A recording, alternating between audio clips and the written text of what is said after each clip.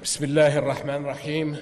Mr. President, distinguished guests, my dear friends, thank you very much for the warm welcome on behalf of my entire delegation. And let me express our appreciation for the warm hospitality we have received here in Armenia.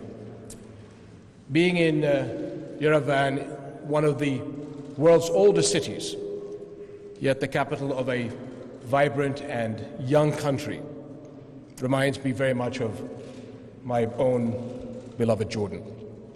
Now, our two countries and peoples have carved a niche for themselves in today's modern world, all the while remaining true to their identities, their cultures, and faiths.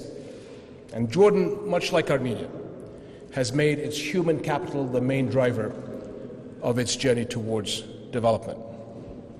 Our countries have much to gain from cooperating to capitalize on this promising potential. So, my friends, although this is our first official visit to your beautiful country, we feel we are among family, and in fact, we are family.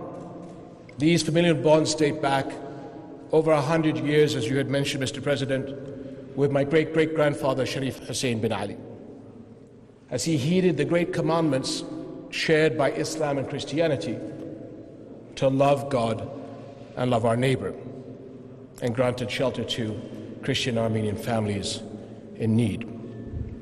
Now, for my great-great-grandfather, for my father, and for me, helping those who are desperately in need is the only option.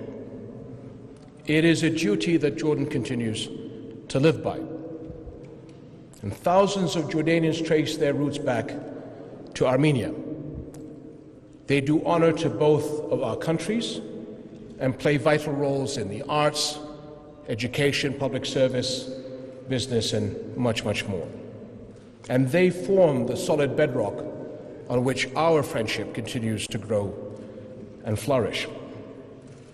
And as the Hashemite Kingdom of Jordan prepares to celebrate its first centennial, we look back fondly and proudly on the role that Jordanians of Armenian descent, alongside all Jordanians, have played in working for the progress and prosperity of our homeland. But our joint history extends far beyond that. Armenians in the Middle East are part of the oldest Christian community in the world. They are an integral part of our region's past, helping shape its culture. And we look to work with you to make sure they continue to play such a role in shaping its present and creating its bright future. In Jordan, the beautiful St. Garabed Armenian Apostolic Church proudly stands in Bethany beyond the Jordan, the baptism site of Jesus Christ, peace be upon him. And it is a testament to the enduring Armenian history in our country. And I personally have been blessed to support the restoration of Bethany beyond the Jordan, a site of great importance to Muslims and Christians alike. But in Jerusalem, the Armenian quarter has been part of the city for centuries. And the Armenian Patriarch was among the churches protected under the Pact of Omar, a tradition of Christian and Muslim coexistence that dates back over 1,300 years, to the days of the Caliph Umar bin al-Khattab. This heritage continues today in the Hashemite custodianship of Jerusalem's Islamic and Christian holy sites, and a duty I am proud to carry. And I am especially proud to be entrusted with the responsibility for the holy sites of the Armenian Patriarch of Jerusalem. But though Jerusalem may hold great historic significance to me and my family, the city is holy to followers of the three monolithic faiths, and all have a stake in safeguarding the spirituality, peace, and coexistence that it symbolizes. We cannot let the holy city turn into a flashpoint for violence and division. So preserving the city's identity and its legal status, as well as the historic status quo, in relation to holy sites, Islamic and Christian alike, is going to be key.